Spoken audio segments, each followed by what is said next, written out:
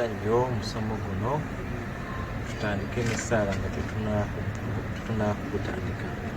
Yangu ayimale mutuukirivu. Jangolo okwanjaga okusukkiridde okwakabitewo omutima gwa Mariya ogutaliiko bbala. Yangu ayimale mutuukirivu. Jangolo okwanjaga okusukkiridde okwakabitewo omutima gwa Mariya ogutaliiko bbala. Yangu ayimale mutuukirivu. Jangolo okwanjaga okusukkiridde okwakabitewo omutima gwa Mariya ogutaliiko bbala. Bikira Mariya ow'ekisa tubaawuliranga olayodde omuntu addukira gy'oli okumukuuma ng'akwanjagira okumuyamba era ng'akusaba okumuwolerera. Nange nno ayi Biikira mugole wa Biikira nnyabo nzirukidde gy'oli nankwesiga bwentyo nzize gy'oli neebunyisa ebigere ebyo omukago olw'ebinono byange ayi n'olw'ekigambo liira okwegayira kwange olw'ekisa kyo ompe kye nkusaba. Amiina. Tusabe naffe tukkirizise nti bye tunaawulira byonna musomo guno tusobole okubitegeera. Omusomo guno gukwatagana ku the fullest things oba ebintu ebisembayo mu nsi ku bulamu bw'omuntu yenna yenna. Ebintu bino Ekereziya etugamba nti biri bina. Ekintu ekisooka ye death, okufa kwe kusooka, ne kuddako judgment kye bayita okulamulibwa, judgment y'eyokubiri, then ekyokusatu ye heaven oba hell. So ebintu ebisembayo mu bulamu bw'omuntu yenna, death, judgment, heaven and hell. Tulaba nti mu bino ebina temuli anywhere watumentioninze purgatory, kubanga purgatory si kifo kya lubeerera. Omuntu yenna yenna wagenda mu purgatory aba ajja kutuuka akaseera aveeyo. N'olwekyo purgatory tekiba kifo kya lubeerera. Abantu bangi mu kaseera kano bali mu kufa. Kyekyatukugambisizza tuwe omusomo guno. Okufa kungi nnyo ennaku zino. Abamu bafa, waliwo ekintu nti buli afa kati ennaku zino bagamba oba afudde covid. Naye nga ebirwadde bingi bitta abantu ennaku zino newankubadde nga covid yasinze okutiibwa. Mu biseera byo1800 nabo baaliwo nga balaba ebintu bye bakola bye biriko ennyimba zaabwe, firimu zaabwe, tekinologi eyaliwo. Kati naffe mu kaseera kano tulaba nga fa abaliko. Naye emyaka 10 mu maaso nga Petroni waffe watera okutugamba, ffenna tujja kubeera nga tufudde, tewali muntu n'omu agenda kubeerawo. N'olwekyo topiki eno ey'okufa ffenna tubeera tusaana ne tugyegendereza ate era ne tusobola okugigoberera ne tutegeera Ekereziya kyetuyigiriza kufa.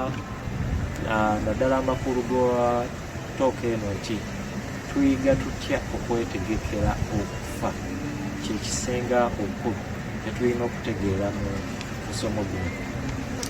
Okufa nga Ekereziya bwetuyigiriza, tuyigiriza nti death is the separation of the immortal soul from the body. Okwawulibwa kw'omubiri n'omwoyo. Bagamba immortal soul olw'okuba nti omwoyo gwo tegufa. Katonda waba yatonda nti kizza n'amuteekamu omwoyo, kizza omwoyo gwange ogwo gugenda kubeerawo mirembe na mirembe. Omwoyo gwange tegugenda kutuusa kaseera gufe. Naye kino kituleetera okutegeera ki ekyamakulu mu bulamu, kubanga obulamu bwe tubeeramu tumalamu akadde katono. Kitegeeza nti tulina okusingira ddala okulabirira omwoyo okusinga omubiri, kubanga omwoyo gugenda kubeerawo emyaka egitakoma, si myaka 10, si myaka 1,000, naye forever and ever. N'olwekyo tulina okutegekera emyoyo gyaffe akadde ako nga tuvudde mu bulamu bw'ensi eno.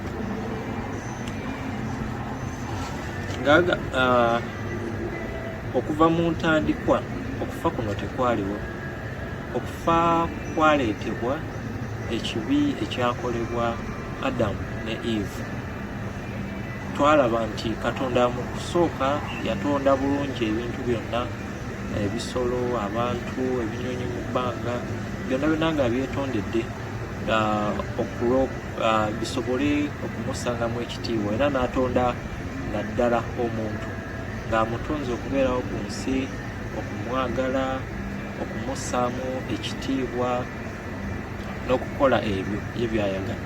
Naye tulaba nti omusota oba sitaani bwe yajja n'akema omuntu n'amukozesa ekibi mu nnimiro Getesemaani, ekibi ekyo we kyajja kye kyaleeta okufa, kubanga mu ntandikwa abantu twali tetugenda kufa, twali tujjanga kubeerawo paka mu bulungi, mu ssanyu ne Katonda.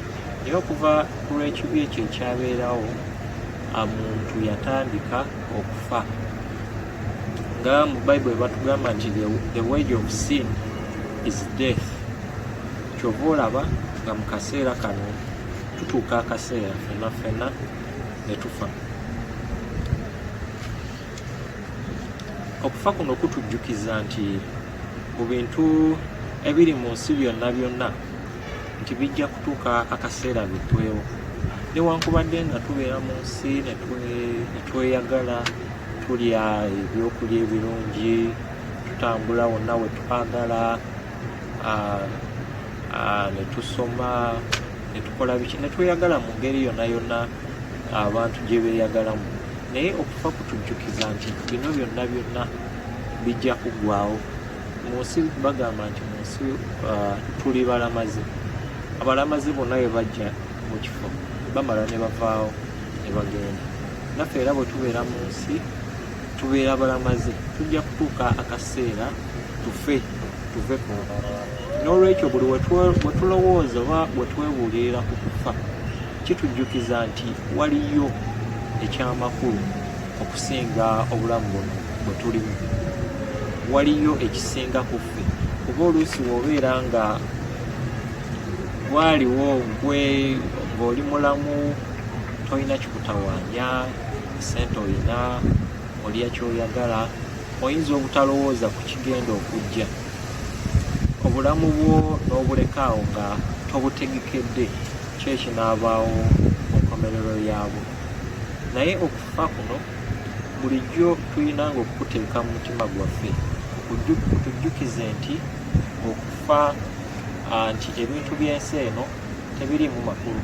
Nga waliyo kasitoola akamu ke nawuliddeko ak'abamonka abamu abaali baasalawo okubeera mu bulamu obw'edda, okubeera mu bulamu obwo obw'obwavu, obw'okuweereza Katonda, obw'okweggyako ebyensi. Abamonka abo nga buli bwe baba nga batudde nga balya emmere yaabwe babeera ne zitebo kwe batuulako. Buli bwe baatuulanga okulya emmere yaabwe baateekangawo akawanga kabeera omuntu afudde, nga kibajjukiza nti newankubadde nti buli mu kulya, naye nga buli bwe batunulira akawanga kano nga kibajjukiza nti newankubadde nti muli mu kulya, muli mu bulamu obw'ensi eno, naye ekiseera kigenda kutuuka mufe.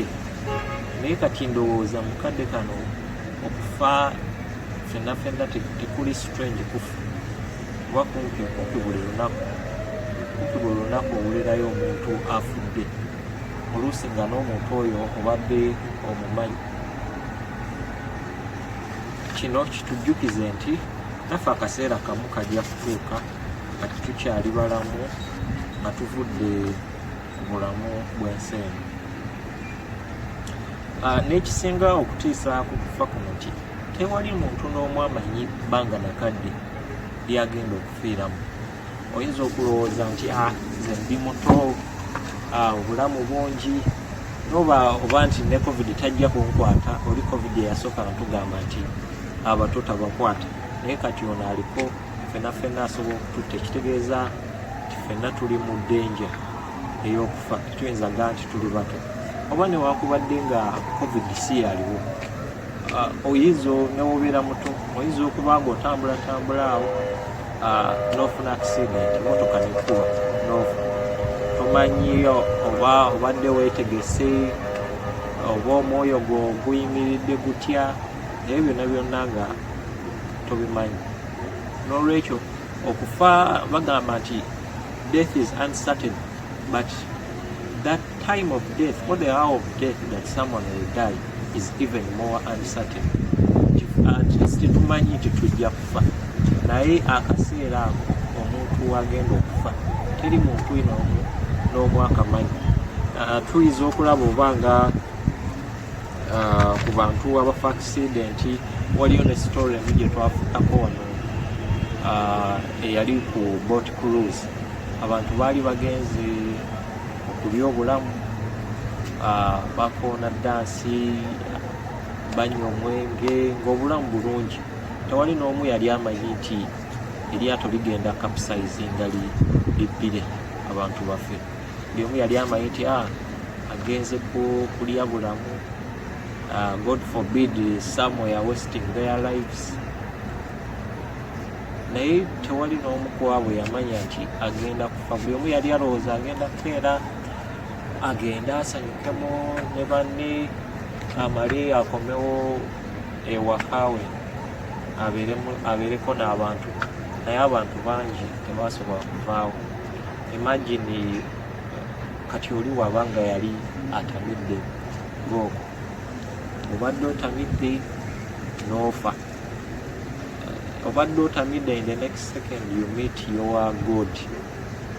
Olaba nga ekintu ekyo kiri somehow scaring and not fair. Oba ffenna tukimanyi nti okutamirira kibi kyalumbe, ate woofiira ng'olina ekibi ky'olumbe oba ogenze kuzikirira. Kubanga ekibi ky'olumbe teweetaaga nti bibi byalumbe 2 oba 10 okugenda mu geyeena, oba weetaaga ekibi ky'olumbe kimu kyokka ogende mu geyeena. N'olwekyo tulina okulabirira obulamu bwaffe buno, naddala nga twetegekera mu kaseera ak'okufa. Waliwo ne kasitoola akalala ke nawuliddeko ak'omuzannyi, yali muzannyi mu Russia, bano abawuga. Yatuuka ekiro kimu ng'awulira ayagala kugenda kwejjusa, alabika yalina ekibi nga kimulumya mu mutima, naye n'agamba sijja kugenda kwejjusa, kati kansooke ngendeko mu swimming pool ngende mpuge. Obudde bwali buyiseeko nga si bwa kugenda kuwuga, ndowooza aba yali agenda kukola training. Nti we yatuuka ku swimming pool yali nga amasannyalaze tegaliiko, ndowooza yali indoors. Naye engeri ye gy'amanyi nti amanyi okuwuga, yali asazeewo amazzi asobola okuwuga newaba nga talaba. Naye we yali agenda okubuuka bw'ati okugwamu, omusajja bano abalabirira awo ku pool najja n'ateekako light. Bwe yateekako bw'ati light n'akizuula, omusajja ono n'akizuula nti mu pool temubadde mazzi, ate nga pool yali deep.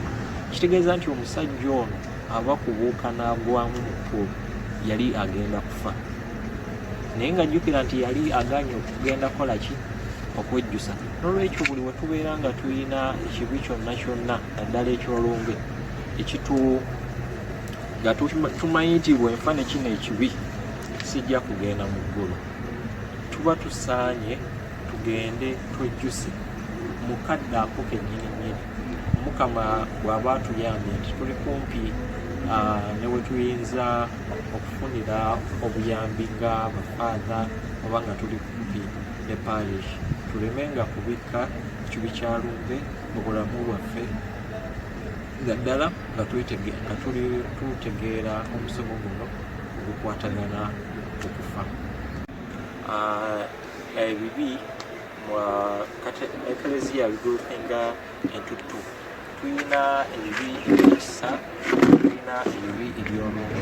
Era tukiwuliddeko nti kasita ofa n'ekibi ky'olumbe teweetaaga bingi okugendera ddala mu geyeena.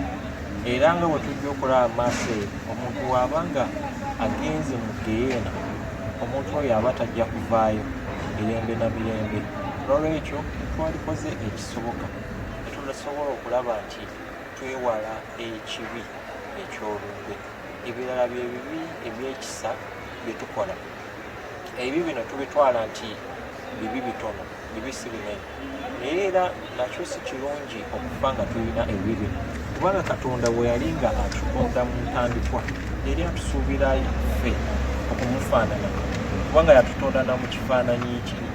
Era yatuteeka ku nsi okumuweereza nti n'ebibi bino ebitono tulina okufuba ennyo okulaba engeri gye tuyinza okubyewalamu, kubanga era bwetufa n'ekibi kino nga ekyekisa tugenda mu purigatoori. Mu purigatoori waba okukirizingibwa oba okutukuzibwa. So kubanga omuntu yenna afudde n'ekibi ne wekiba kitono kitya, tosobola kutuuka mu maaso ga Katonda, kubanga God is all holy, ye mutuukirivu. Tosobola kumusemberera newobeera ng'olina ekibi okibeera kitono kitya. N'olwekyo tulina okufuna engeri zonna ze tuyinza okulabamu okwewala ebibi byonna byonna n'ebibi bye tuyita ebitono.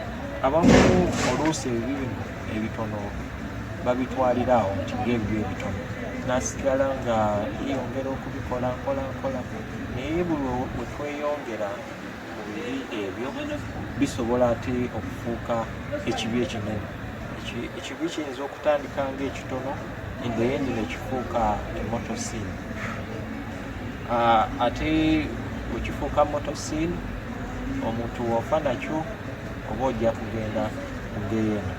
Ate ebitukimanyi nga Bayibuli bwetugamba nti Katonda ajjanga omubbi mu kiro, nti akaseera ako omuntu yenna waanaafiira tajja kategeera. Ajja kujja ng'omubbi mu kiro nga teweetegese akutwale mutwazi mu kaseera ako konna koba obaddemu.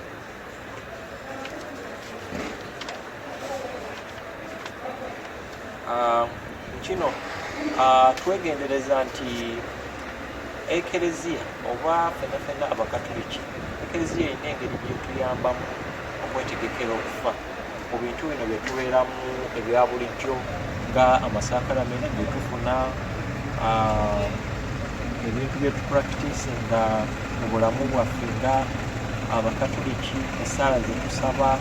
Waliyo n'essaala ey'okufa, essaala ey'okufa obulungi, essaala nyingi ezitutegekera okufa, naye ekisingira ddala amakulu ge masakalamenti, naddala esakalamenti erya penitensia oba the sacrament of reconciliation, nti buli kwofuna ekibi n'ogenda ne wejjusa oba kibi kyalumba oba kibi kyakisa, Omukama akikusonyiwa, at least n'osigaza nti olina kulwana na mutango gwakyo.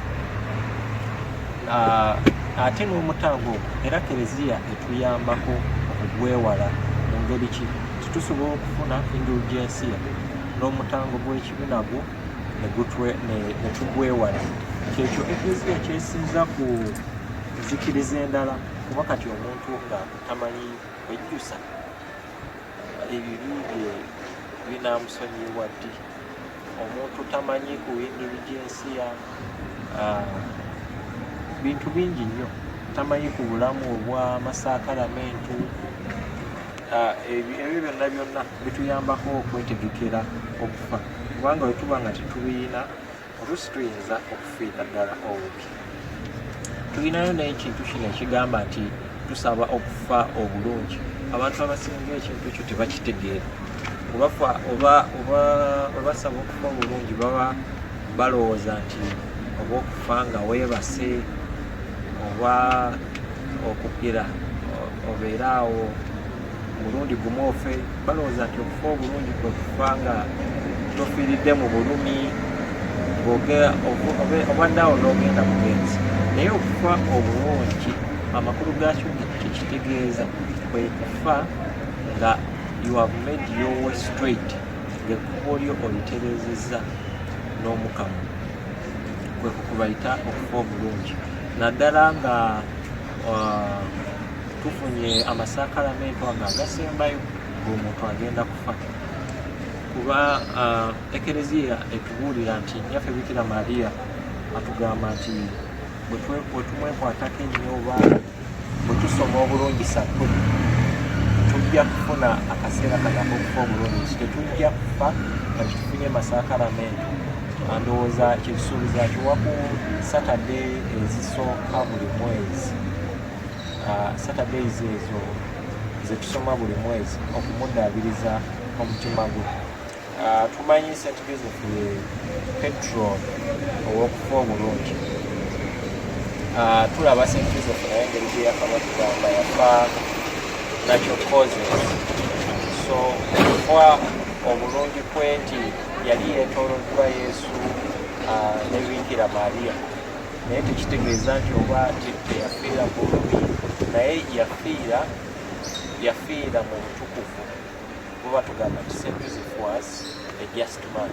So buli wolowooza ku kufa obulungi, lowooza ku kufa ng'otereezezza ekkubo lyo n'omukama, kuba okufa kuno oluusi kujjira mu ngeri ey'obulumi, oluusi kujjira mu ngeri kati nga Archbishop waffe yafa nti yagenda okwebaka n'afiira mu tulo, naye sente ffenna tufuna chance y'okufiira mu tulo. Abamu bayinza okuyita mu bulumi oba obwa kansa, obwamu bayinza okuyita mu accident, n'enfa nnyingi ez'engeri enjawulo. N'olwekyo enfa omuntu yenna alina gy'afuddemu oba afiiridde mu bulumi, ekisinga amakulu kwe kufa ng'obadde otegese ekkubo lyo n'omukama. Nga Yowaana Batista bw'atubuulira nti mutegeke amakubo gammwe kubanga omukama atuuse. Batugamba nti embazi etemeddwa ku kikolo, ndowooza nga omukama alinda kubinula bubinuzi bw'ati. N'olwekyo bulijjo mu bulamu bwaffe bye tukola twetegekerenga okufa obulungi. Era tukimanyi nga St. Jose Maria bw'atubuulira nti a man dies as he has lived, nti omuntu afa nga bw'abadde mu bulamu bwe. Bw'oba nti obulamu obusipendize enelukuwamu we, nga ebintu bya Katonda tobifaako, ebyokugenda ku kyaki tobifaako, ebyokugenda okwejjusa tobifaako, era bw'otyo bw'ojja okufa.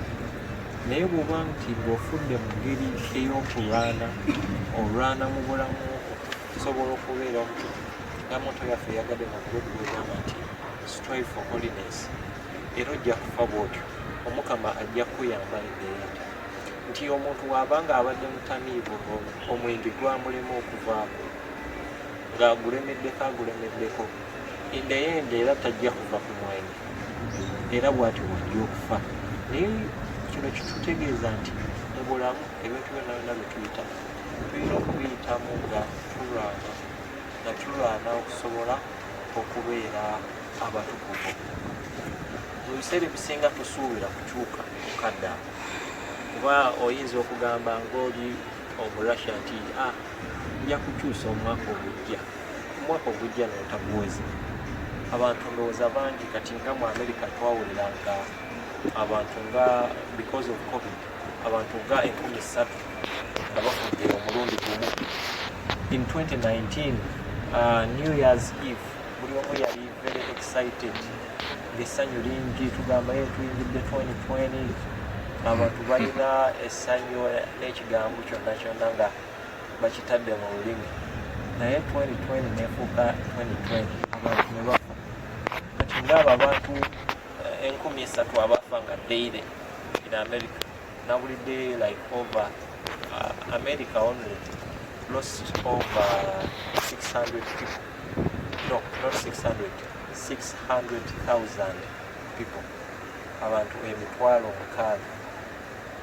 Abantu bonna baali expecting to have a year bakoze resolution z'omwaka resolution zetusinga okukola zibeera guno omwaka genda oba kusoma oba kola sente, oba guno omwaka abase naddala abazungu baagala nnyo mu fitness, losing weight.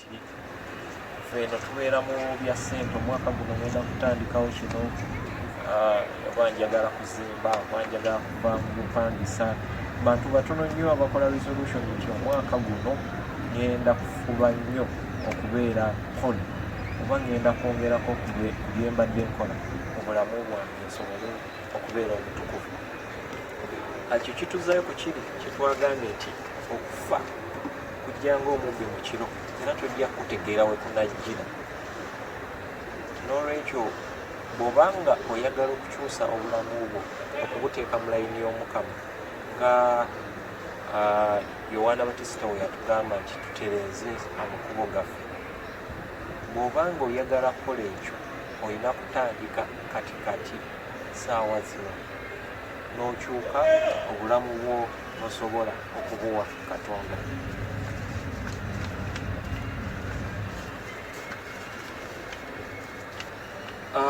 Bwe tufa tutwala ebintu biringa bisatu bwe tuba nga tufudde, era mu nsi eno nga tukyali balamu tulina okufuba okulaba nti ebintu bino tubikolerera oba ebimu okubyewala. Omuntu yenna alina bw'afa agenda n'ebintu ebirungi ebyo by'aba akoze, the good things that one has merited, oba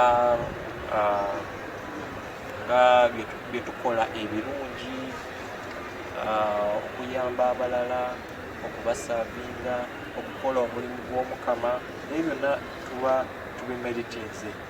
Naye kino kitujjukiza nti omuntu ali in a state of mortal sin, that person cannot merit. Kyova nga omuntu ono waafa aba agenda mu Gehenna because you were not meriting during that time when you had mortal sin. Kyova olaba ekibi kino tulina okukyewala nti kitujjako ebintu bingi. Oyinza okukiraba bulabi nti mortal sin, you have it, fine, you cannot receive the Lord, which is not fine by the way. You cannot receive the Lord. Naye tulaba nti oba weekatiriza from God nti n'ebintu bino okuyambako oba okoze, okusabira emyoyo gy'empegata oluusi oyinza okusanga nga byonna byonna bikufudde busa. N'olwekyo tulina okwewala ekibi ekyo. In order to carry these things that we have merited ku nsi, tulina okwewala ekibi eky'olumbe, tusobole okubikaalinga tubitwale mu ggulu. Mu kaseera kaliwo n'oba otuuse ku judgment, Mukama ojja mulaba omuganda, Mukama nalwana, nasaba, nayamba, nakola omulimu gwo ku nsi. Ekyokubiri kye tugenda nakyo ye sanctifying grace yaffe. Ti sanctifying grace eno enneema entukuza nayo etuyamba mu kadde ak'okufa. Ekirala ze virtues ze tuba tufunye ne vices. Virtues bye bintu ebirungi. Mu Luganda ndowooza translation enjirabidde ya virtues. Then vices ze empisa. Virtues ndo oyinza okuziyita oba nga empisa ennungi. Then vices ze ziba empisa embi omuntu z'aba afunye. So n'ezo empisa embi we tunaatuuka wali ku judgment, Omukama ajja kukubuuza nti kuba bijja kuvaayo wali byonna byonna bikwetimbeko nti ono yakola bino. N'olwekyo ebintu ebyo byonna byonna tetwali byagadde kubikaalinga ono nga tufudde. Era mu kaseera kano ak'obulamu nga tukyali balamu, tufube nnyo okulaba nti we are ever having the sanctifying grace with us. That means nga tetulina mortal sin, ate era nga tulina virtues ennungi ezo oba graces, enneema Omukama zaatugabira. Era tufube nnyo okulaba nti tureducinga vices oba empisa embi mu bulamu bwaffe.